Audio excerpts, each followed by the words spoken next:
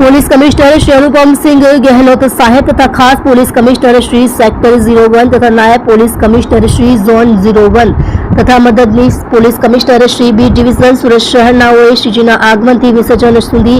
શ્રીજીની મૂર્તિની સ્થાપના કરતા આયોજકો અને મંડળો દ્વારા શ્રીજીની મૂર્તિનું ઇકો ફ્રેન્ડલી વિસર્જન કરવામાં આવે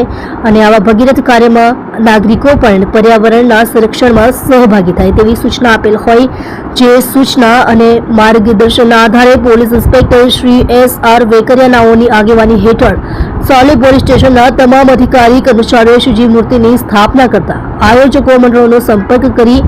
તેઓને શ્રીજીની મૂર્તિનું ઇકો ફ્રેન્ડલી વિસર્જન કરવાથી થતા ફાયદા તથા આવા ભગીરથ કાર્યમાં નાગરિકો પણ પર્યાવરણના સંરક્ષણમાં સહભાગી થવા સારું અપીલ કરતા અત્યારની સાવલી પોલીસ સ્ટેશન વિસ્તારમાં કુલ્લે 15 સોસાયટીના આયોજકોએ પોતે કરેલ શ્રીજીની મૂર્તિનું ઇકો ફ્રેન્ડલી વિસર્જન કરવામાં આવેલ છે। શ્રીજીની મૂર્તિનું ઇકો ફ્રેન્ડલી વિસર્જન કરતી સોસાયટીના નામો આ મુજબ છે: નેચરવેલી સોસાયટી કુંભારિયા ગામ, સાતવન એક્સેલા કુંભારિયા ગામ,